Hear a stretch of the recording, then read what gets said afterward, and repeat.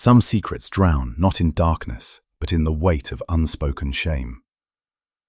It begins with the sudden disappearance of a respected physician, a trail of forged papers, and whispers of a baronet whose philanthropy masks corruption. Where are you tuning in from, and what time is it? Let me know in the comments. Now, let us walk together through the fog-bound streets of London and follow Holmes into the shadows where truth and treachery entwine. London lay beneath a pall of fog so dense that even the lamps glimmered as wan ghosts through the murk. The air was heavy with damp, and the passing of wheels upon the stones produced only a muffled echo, as though the city itself had drawn in its breath and held it in uneasy silence. I recall that morning with a particular vividness, for the gloom outside seemed almost a mirror to my own spirits, which had been wearied by the monotony of several weeks without a case of note. Within our sitting room at Baker Street, the fire strove gallantly against the chill, throwing out a warmth that was more cheerful than the weather permitted. Holmes reclined in his customary chair, his sharp profile made more angular by the play of shadow and light, while I busied myself with the pages of the morning journal. Yet even the familiar rustle of newsprint failed to distract me from the oppressive atmosphere that pressed in upon us from without. London, when smothered in fog, seemed a place of secrets waiting to be unearthed, and I sensed, as I had many times before, that destiny was preparing to lead us once more into shadowed paths. It was in the midst of this dreary morning that we were startled by a quick succession of knocks upon our door, hurried, almost urgent. Mrs. Hudson admitted a visitor whose light step and agitated breathing preceded her into our chamber. Holmes glanced at me, the faintest spark of interest quickening in his grey eyes, before he rose with that effortless courtesy which never deserted him, even in the most peculiar of circumstances. The figure that entered was youthful, yet her bearing the kind that suggested desperation had driven her to our door. I could see at once that her errand was not born of idle fancy, but of genuine terror.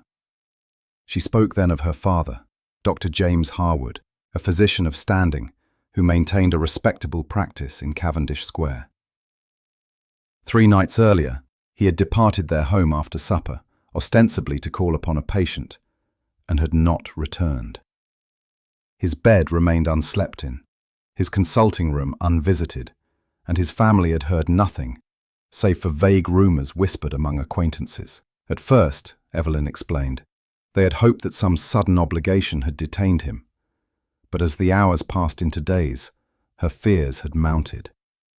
She described his steady habits, his devotion to his work, and his tender concern for his household.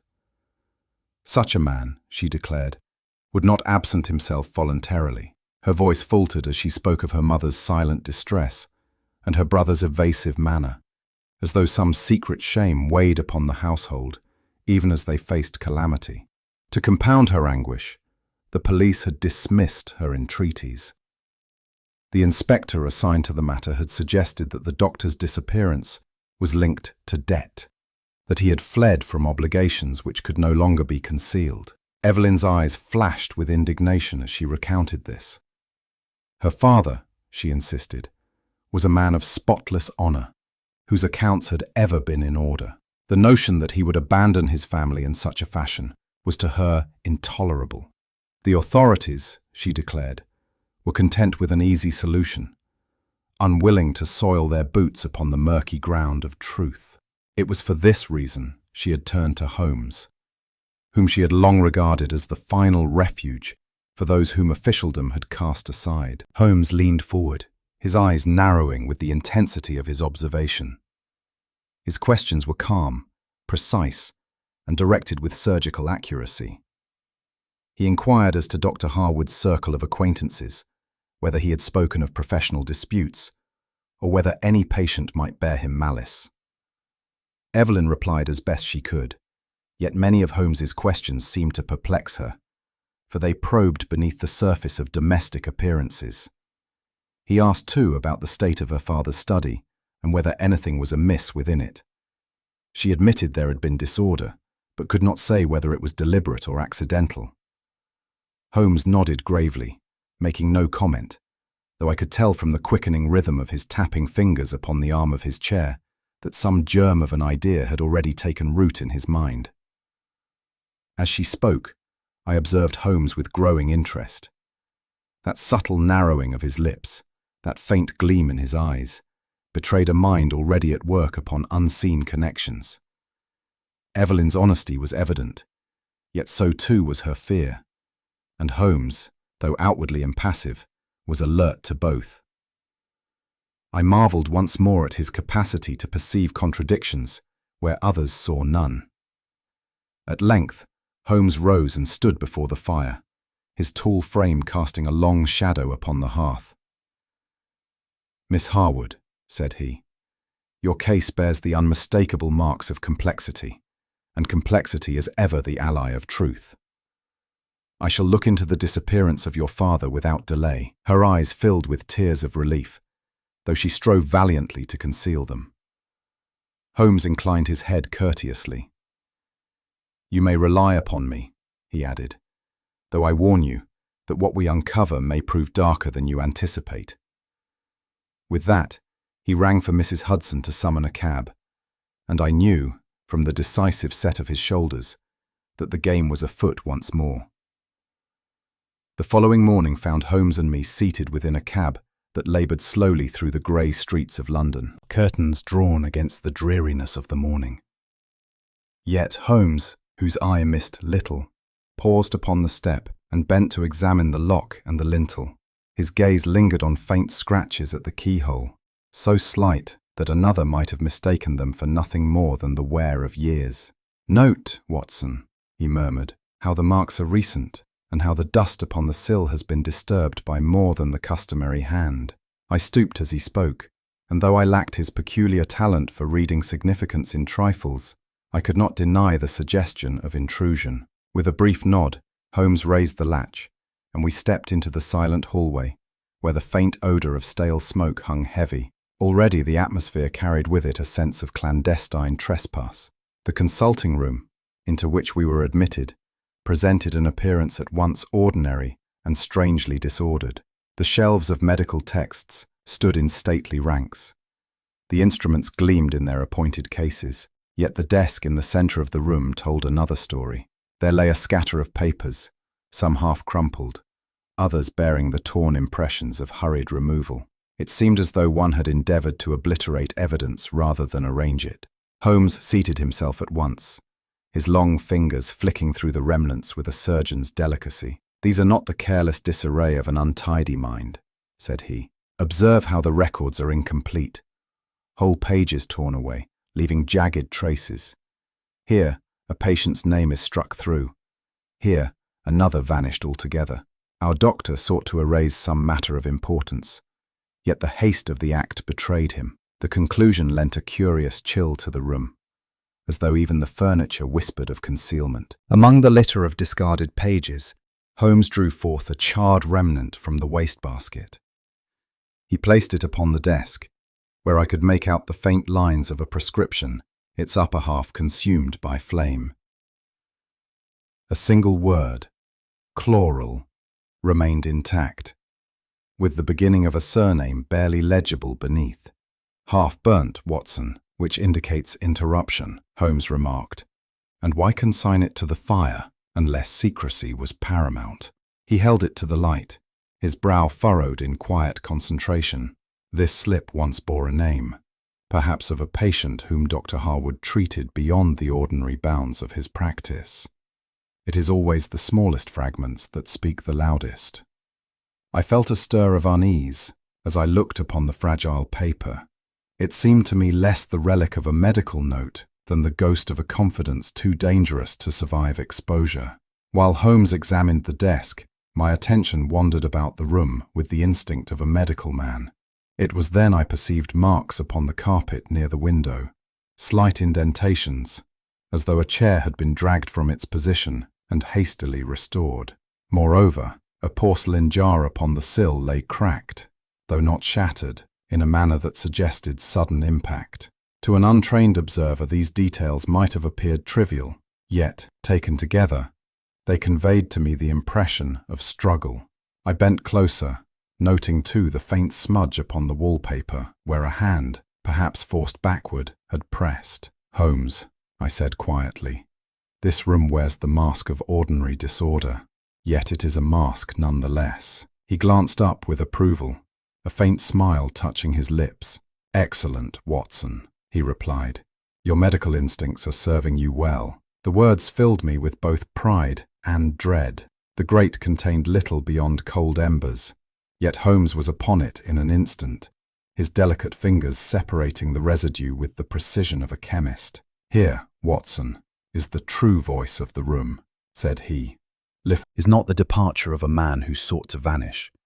He was taken, and he was taken swiftly."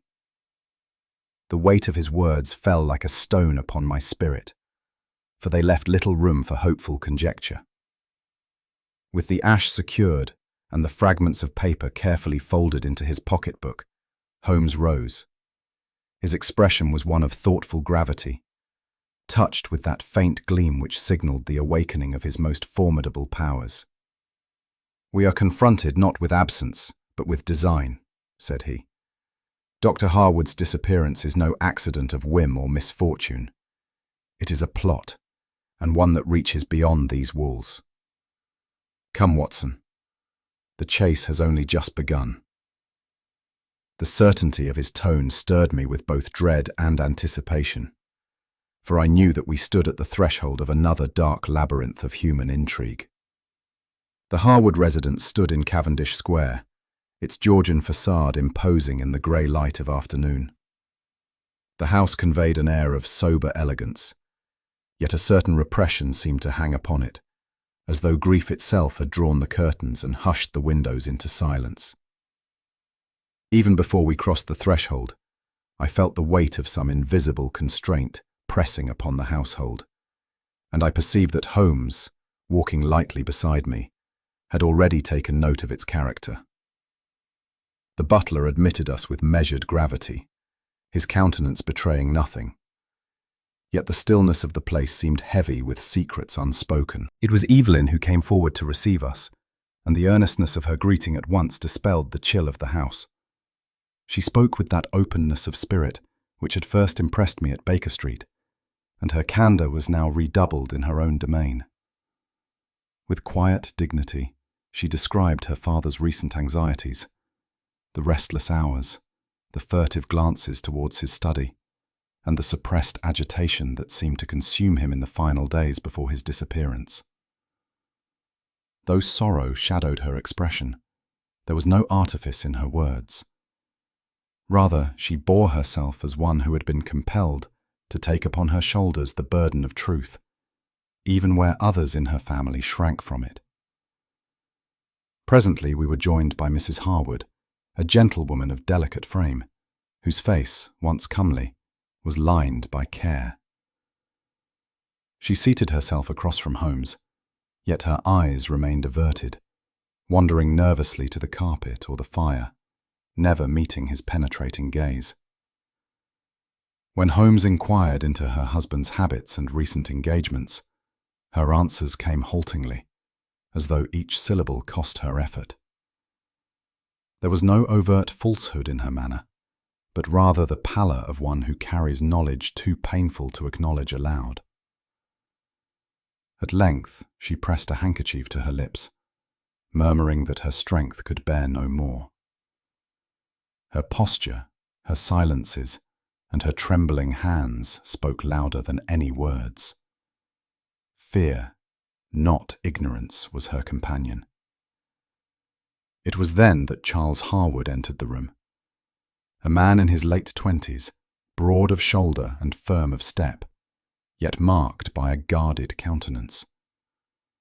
His replies to Holmes's questions were curt, his tone defensive, as though any inquiry into his father's life were an intrusion upon his own.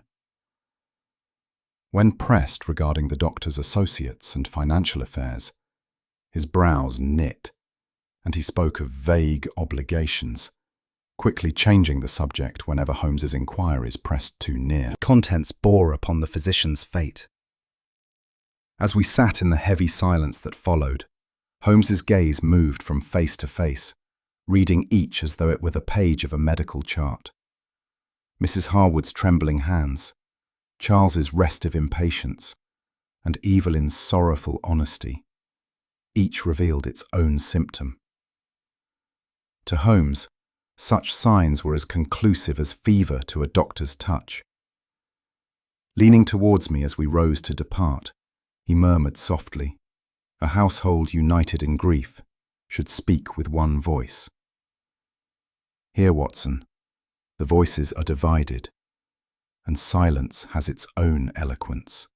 The impression was of a private disgrace, concealed with greater dread than the calamity itself. We took our leave amidst murmured courtesies. Yet as the door closed behind us, I felt as though we had emerged from a chamber charged with unshed confession. Holmes walked with brisk step into the chill of Cavendish Square, his hands thrust into the deep pockets of his coat. "You perceive it, Watson?" he asked. "Here we have not ignorance, but restraint. They know more than they dare to say." His tone was measured, yet beneath it ran a current of certainty that left me uneasy. I could not shake from my mind the image of that locked cabinet, nor the glances exchanged at its mention.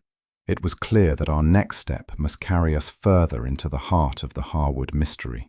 Holmes stood with the envelope in hand, its faint grey dust shifting within, like a relic of some forgotten ritual. "This ash, Watson," he said with quiet authority, "is no product of the common pipe. Its reddish fleck, the faint crystalline texture, speaks of the black cigars of South America. You will not find a tobacconist in London who carries them, save for those whose clientele is drawn from our foreign quarters along the river." I bent close, marvelling at how he discerned so much from what to me appeared no more than soot. "So our physician was visited by a stranger?" I asked. Holmes's lips curved in the faintest of smiles. "A stranger, yes, and one whose habits are neither English nor innocent. It is upon the trail of this ash, Watson, that we must now set our steps." The cab bore us southward through streets narrowing into gloom. By the time we reached Southwark, the river air pressed upon us with a sour heaviness, the mingling of smoke, tar, and damp timber forming a miasma of its own. The warehouses loomed in crooked lines along the Thames, their shuttered windows resembling blind eyes turned away from prying onlookers. Men moved in and out of the taverns that dotted the lanes, their boots clattering on cobbles slick with moisture. Shadows lingered where the fog hung thickest, and I confess I felt no small unease as I watched faces peer at us with furtive curiosity.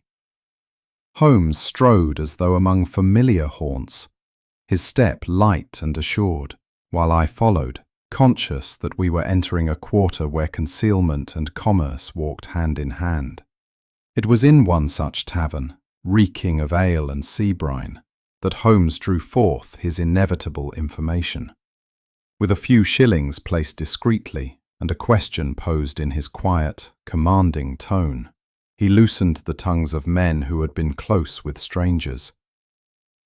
They spoke of a gentleman, dark of complexion and bearing the accent of the southern seas, who had been seen in frequent conference with Dr. Harwood near a riverside warehouse.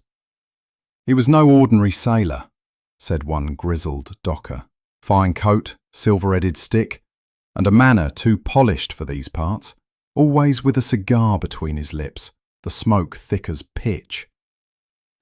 The description struck me at once, and Holmes, who had listened with eyes half closed, gave the faintest nod of satisfaction. Conceal something less lawful.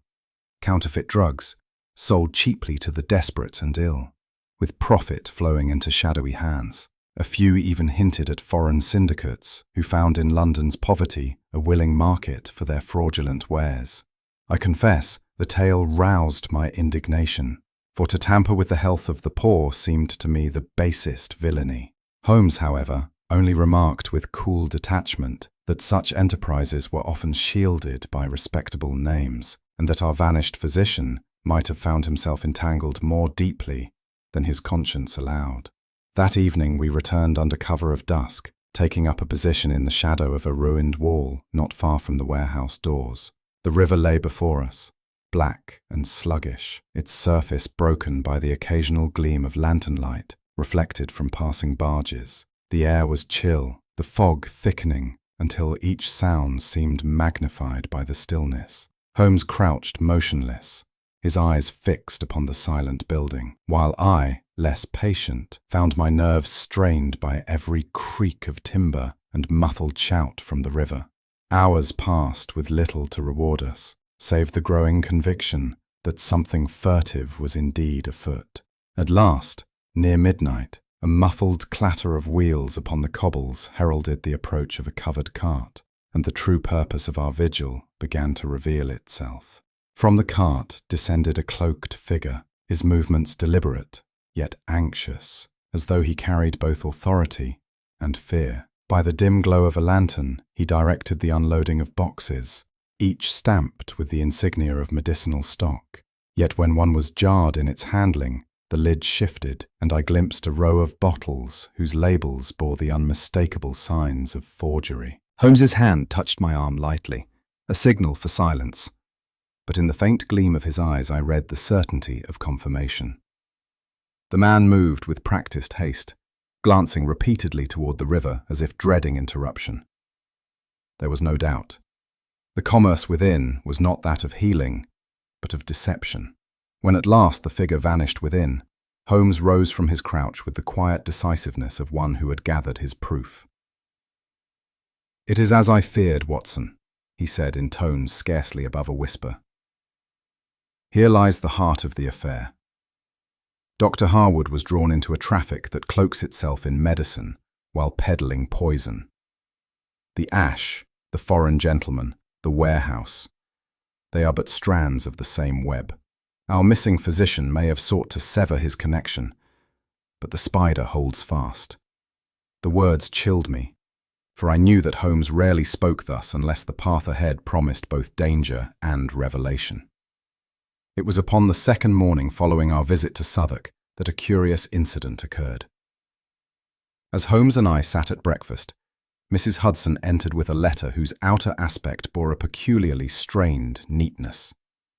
The handwriting upon the envelope was bold yet oddly stiff, as though the hand that had formed it laboured against unfamiliar shapes. Holmes regarded it in silence, turning it over once or twice before breaking the seal. From the very moment the letter was produced, I felt a sensation of unease. It was not merely the heaviness of the paper or the unfamiliar crest upon the flap, but a quality indefinably false, like a mask too smoothly fashioned. Holmes's brows lifted slightly as he spread it open, while I, leaning forward in my chair, could not banish the thought that the missive contained not explanation, but some deeper contrivance. The letter within purported to be from Dr. Harwood himself. Its phrases were formal, almost mechanical, and declared that he had left London of his own free will. Professional reasons, it stated, required his absence. Afresh, and the truth of his assertion impressed itself upon me. Where I had felt only a vague artificiality, he discerned the specific marks of deception.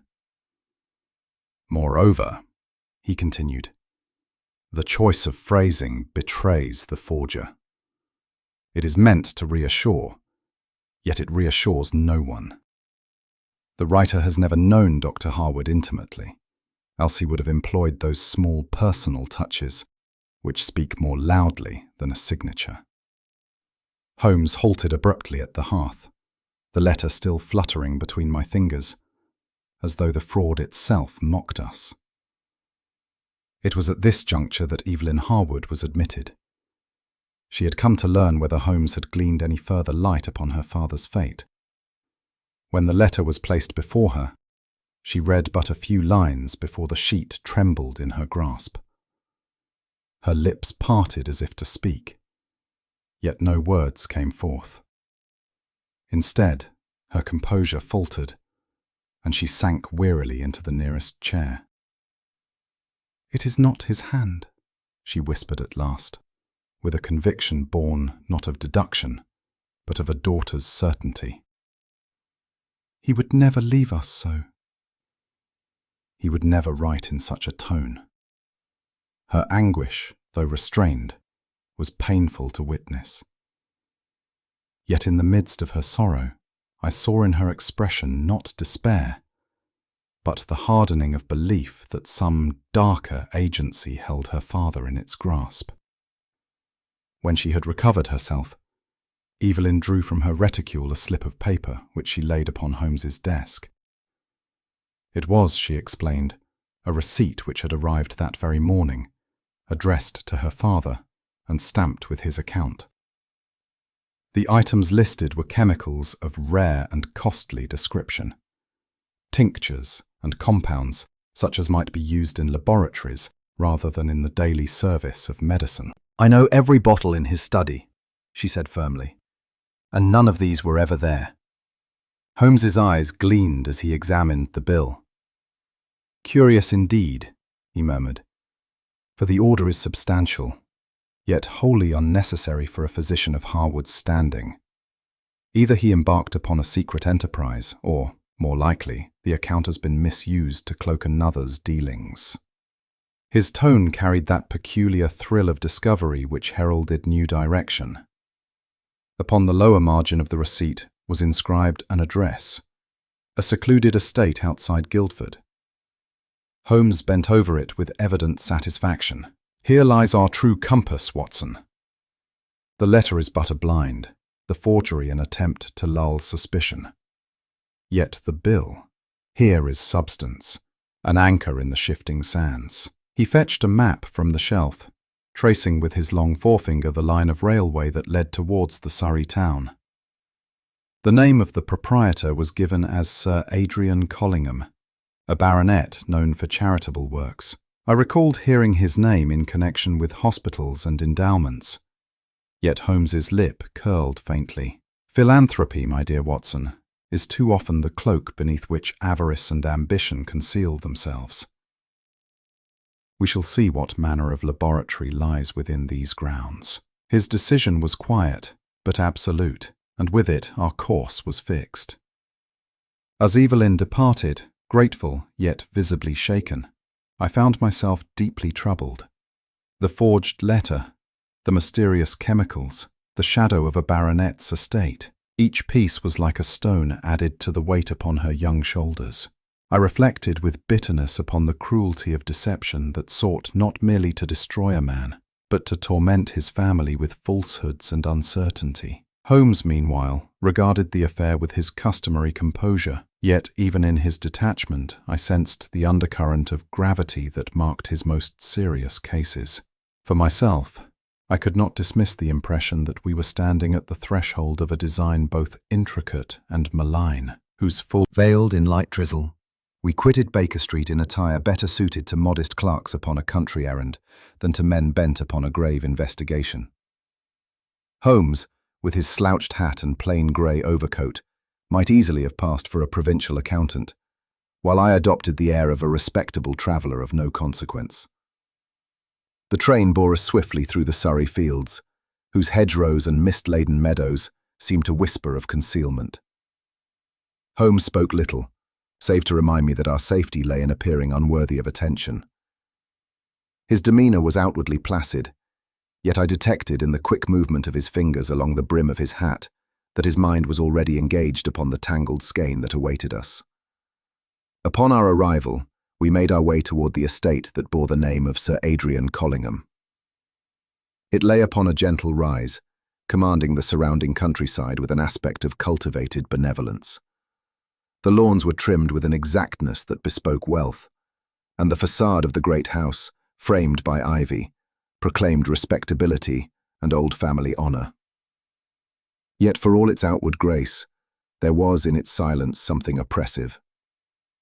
Holmes studied it through his field glass, noting the positioning of outbuildings, the presence of a greenhouse, and the faint tracks of carts leading toward a side entrance. "Mark it well, Watson," he said. The cloak of benevolence often hides the dagger of corruption. Let us approach, not as accusers, but as observers. His tone was quiet, but I knew that the house, for all its charm, had already earned his suspicion. As we paused upon a stile to rest, I recalled what I knew of Sir Adrian Collingham. His name had long been familiar in the medical journals, not for his science, but for the lavish patronage with which he endowed hospitals, infirmaries, and charitable institutions. I had once attended a banquet at which his gifts had been loudly praised, and the press had hailed him as a benefactor of the poor. Yet in Holmes's company, I had learnt to mistrust reputations too smooth. The world is quick to worship gilded idols, Holmes remarked dryly, and slower to question the foundations upon which they stand. A man may purchase honour as he purchases land, but truth, my dear Watson, is not for sale. His words lingered uneasily in my thoughts as we resumed our path, for I could not reconcile the benefactor of the journals with the shadowed estate before us. By means of a tradesman's path and the cover of hedgerows, we gained a discreet vantage point near the rear of the house. Holmes's eyes, keen as ever, soon lit upon a narrow wing whose windows were curtained and whose chimney, unlike the rest, emitted a thin, acrid smoke. "There," he whispered, "lies our quarry." We bided our moment, and through Holmes's quiet manoeuvring, we gained entrance via a service corridor. Within, the air grew sharp with chemical odours. The walls bore marks of recent construction, and it was plain that a chamber had been fitted out with equipment of no ordinary kind. Rows of retorts and jars stood upon benches. Curious apparatus, some new, some adapted, lined the shelves. In one corner lay a pile of discarded clothing, coarse and ragged, such as might belong to paupers. The incongruity struck me with a sudden pang of foreboding. Upon a central desk, Holmes discovered a series of ledgers. He turned the pages with a delicacy that belied the grim contents. Each entry recorded the admission of individuals drawn from London's poorhouses, men and women without family or name, reduced by circumstance to helplessness.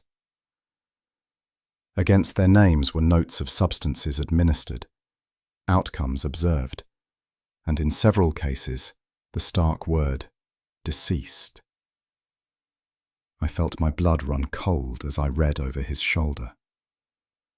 The chemicals purchased under Dr. Harwood's account appeared again and again, linked to experiments that had no account. His calmness steadied me. Yet my heart burned with indignation as we pressed further into that accursed wing. We had scarcely replaced the ledgers when the murmur of voices reached our ears. Holmes motioned me toward a narrow passage that ended in a concealed panel, from which we could hear without being seen. The tones were unmistakably those of Sir Adrian and an associate. Their words, though muffled, bore a sinister import. They spoke of shipments, of accounts to be settled, and of Harwood's reluctance to sign certain papers. "He is wavering," said one. "His conscience gnaws at him," Sir Adrian replied with cold impatience. "Then his conscience must be silenced.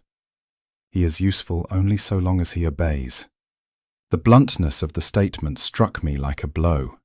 Holmes's eyes met mine in the dimness, and though his face remained impassive, I read there the certainty that our suspicions were justified. The conversation continued, and though the words grew softer, we caught enough to chill the blood.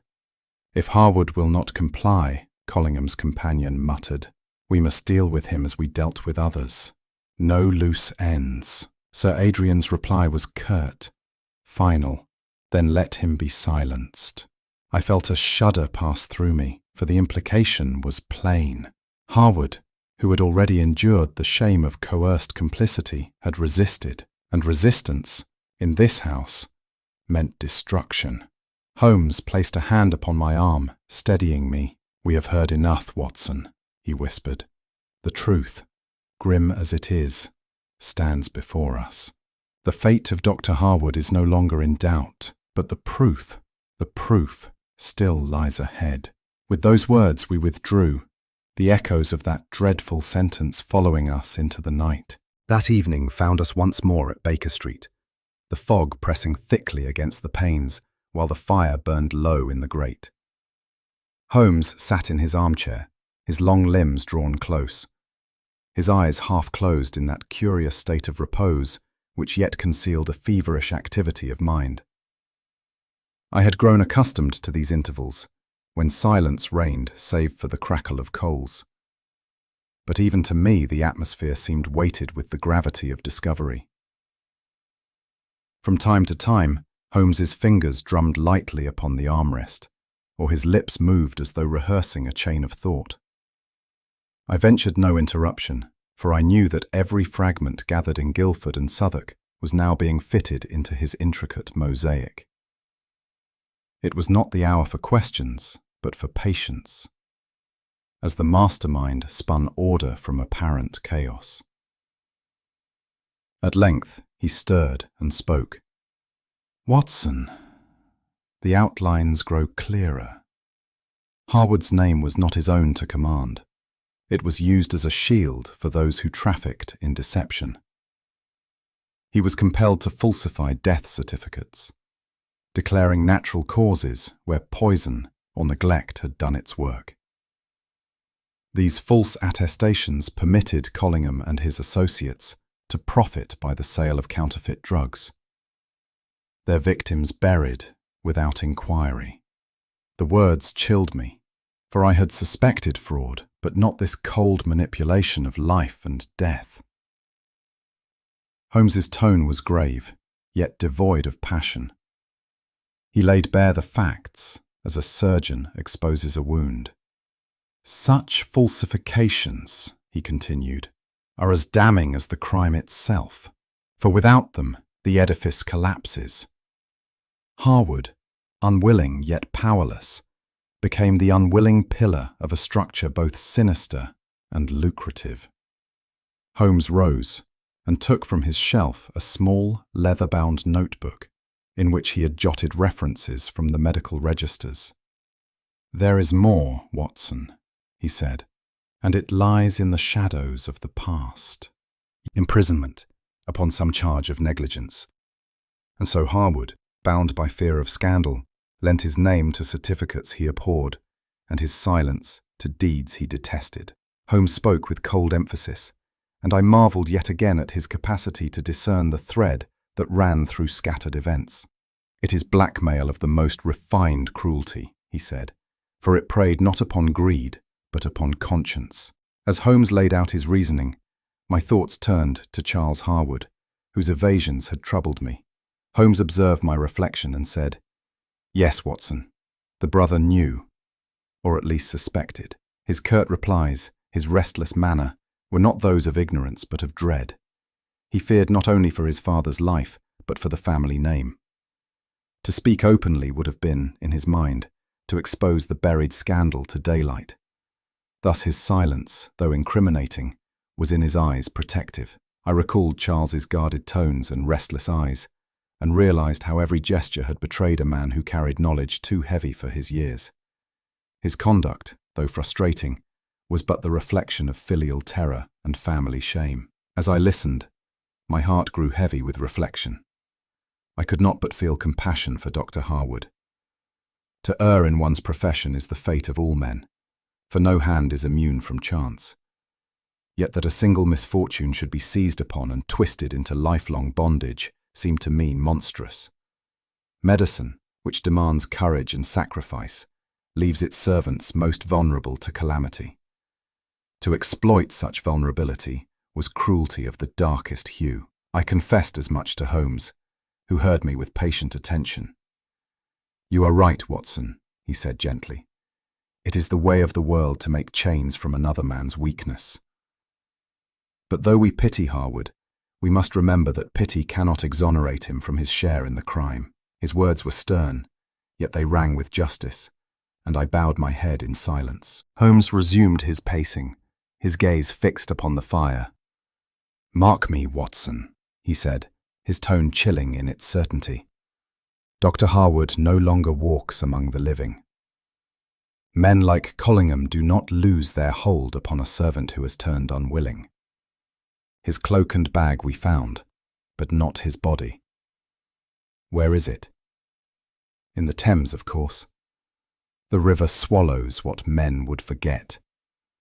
I predict that in time his remains will surface upon its banks. The calm precision with which he spoke left me shaken.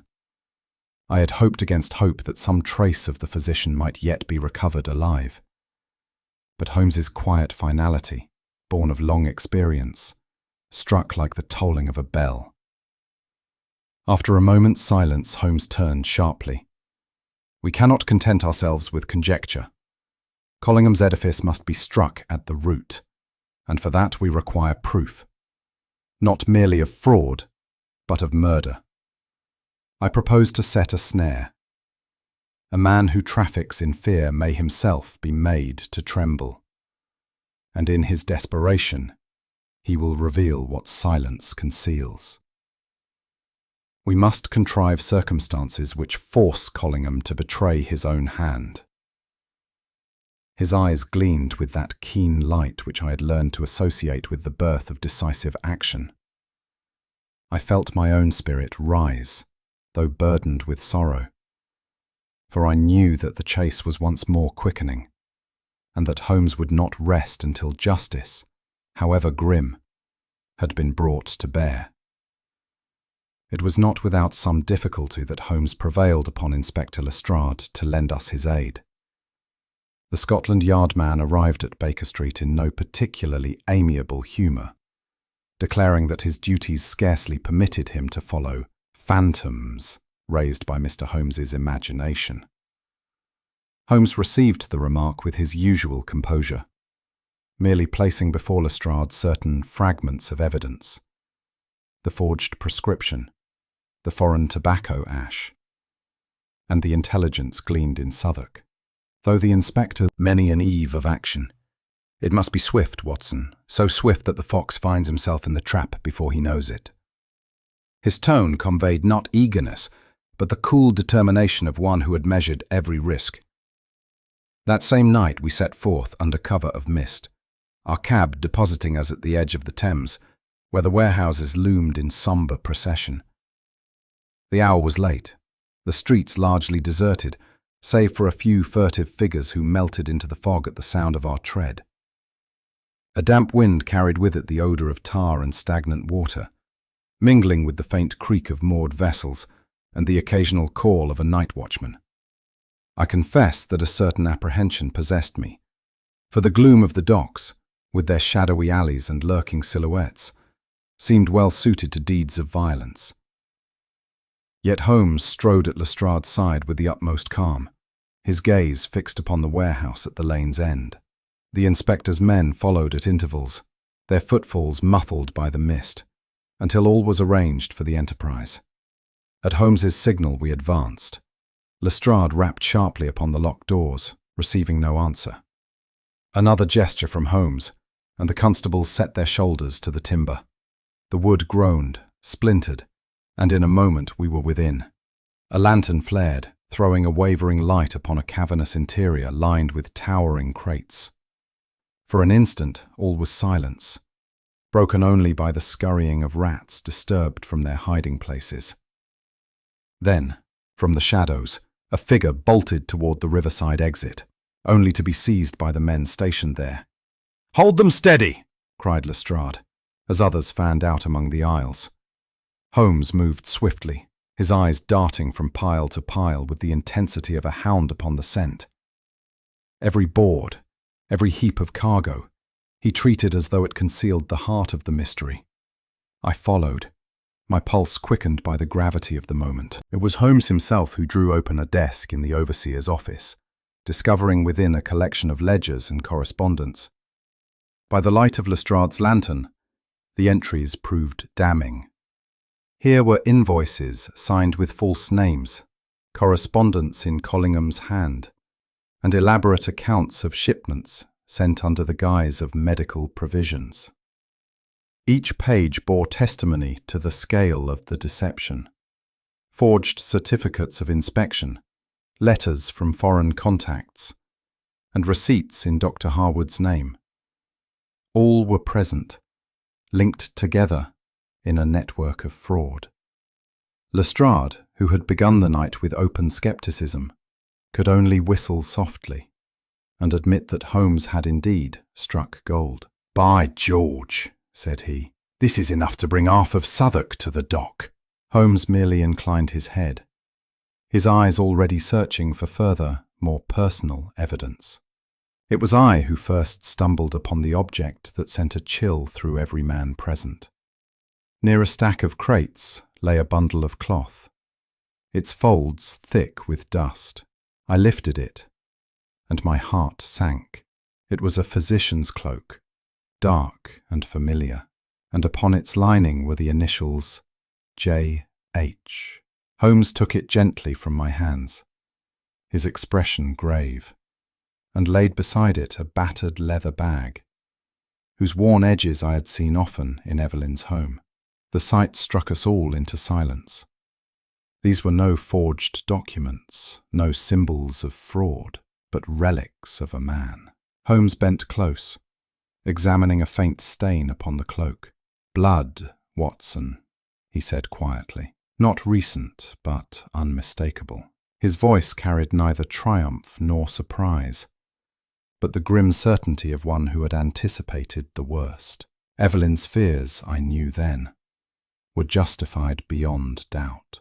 Yet for all our discoveries, one thing was absent: the body of Dr. Harwood.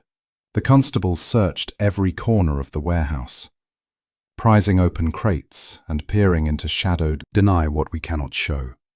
Lestrade frowned, but nodded grimly, recognizing the truth of the remark. Holmes turned to me as we stepped into the misty night. "Watson," said he, "the hour is grave. We have entered the lair, but the beast yet prowls abroad. Until we hold proof of death, justice remains an unfinished labour." His words lingered with me like the tolling of a distant bell. It was Holmes himself who conceived the stratagem by which the truth was to be wrested from Sir Adrian Collingham. With his unrivalled skill in imitation, he penned a letter purporting to be from Dr. Harwood, announcing in cautious phrases that he had eluded captivity and was now in concealment. The letter hinted that he would soon deliver a statement to the authorities, unless assured of his family's safety. "This," said Holmes as he sealed the envelope, "will strike at the very heart of Collingham's confidence. He believes Harwood silenced. The suggestion of his survival will unman him more than any open accusation." I marvelled at the audacity of the plan, though I could not but feel a pang at the deception practiced in the name of justice. Yet I had long since learnt that Holmes's methods, however unorthodox, seldom failed in their aim. The effect was swift and decisive. On the following day, Sir Adrian himself was shown into our sitting room at Baker Street. Gone was the suave composure with which I had once seen him preside at a public banquet. His features were drawn, his eyes restless, his hand trembling upon the knob of his cane. He demanded in tones half suppressed, half furious, whether Holmes had knowledge of Dr. Harwood's whereabouts. Holmes, seated with studied calm, offered only the most courteous of replies, watching the man with that piercing gaze which seemed to strip pretense from bone. I observed Collingham's agitation with growing certainty that guilt, long concealed beneath a cloak of respectability, now threatened to burst forth. His demeanour betrayed less concern for Harwood's life. It was in the heat of this uneasy parley that Collingham betrayed himself. Speaking rapidly, as though to forestall inquiry, he declared that Harwood could never bring evidence since the river. He checked himself, abruptly, biting the words short, but the damage was done. Holmes's eyes gleamed for an instant, though his face remained impassive. I saw with astonishment that the baronet had revealed knowledge only the perpetrator could possess. His subsequent protestations rang hollow, for every phrase bore the marks of panic. "You have no proof," he cried, pacing the room like a caged beast. "These rumours, these forged scraps, they mean nothing. Yet in his denial he spoke of particulars never mentioned by us, of the warehouse, of ledgers, of Harwood's cloak. Each inadvertent allusion bound him tighter in the web of his own making, until it was plain even to himself that he had erred beyond retreat. Holmes rose with a calmness that contrasted sharply with the baronet's agitation. "Sir Adrian," said he, "you mistake me if you suppose I deal in rumours. Here are the ledgers from your warehouse, the correspondence in your own hand, and the cloak of the man whose silence you sought to purchase. Add to these the letter which so disturbed your conscience, and the conclusion is unavoidable." He spoke without menace, his tone as cool as though he delivered a medical diagnosis. Collingham, by contrast, shrank visibly before the growing mountain of evidence. For the first time I saw upon his proud features the shadow of fear. He attempted no further bluster, but dropped heavily into a chair, his hands covering his face, as though the very effort of resistance had drained from him. It was then, in a voice broken by fatigue rather than contrition, that Collingham confessed. "Yes," he said hoarsely, "Harwood resisted me. I pressed him to lend his name, to bury the dead beneath certificates of falsehood. He consented for a time, for the secret of his youth gave me mastery. But at last he turned, spoke of exposure, threatened to bring the world down upon me of his destruction."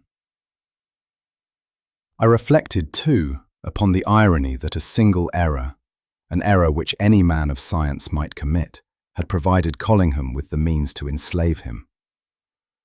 The river might hold his body, but it was fear and secrecy that had drowned him long before. Such thoughts oppressed me with a melancholy from which even Holmes's quiet triumph could not wholly deliver me. Holmes, perceiving my gloom, spoke with that reflective air which came to him after a case was laid bare. "You are right to pity him, Watson," he said. "Yet let us not forget that in his final act, Harwood showed resistance. He would no longer lend his name to fraud. He stood, however late, for truth. Though enslaved by his past, he achieved redemption by his refusal. Many a man goes to his grave burdened by compromise. Harwood, at least, recovered dignity at the last." His words, calm yet solemn, struck me with their justice. I realized then that Holmes, for all his apparent detachment, had measured not only facts but souls, and that beneath his cold exterior lay a recognition of the moral tragedies that underpinned crime. It was with a heavy heart that we conveyed the truth to Evelyn Harwood. She received the tidings with a composure that surprised me, though her pallor deepened and her hands trembled as she clasped them upon her lap. There were no tears, only the quiet dignity of one who accepts sorrow as her portion. "My father erred," she said softly, "but he did not betray us. That knowledge is enough." In her words, there was both grief and a faint gleam of solace, for she understood that he had redeemed himself by his final stand. As Holmes bowed gravely, I marveled at the resilience of the human spirit, that it could draw comfort even from tragedy and transform despair into remembrance touched by honor. The case was closed, yet its shadow lingered long within the chambers of my mind.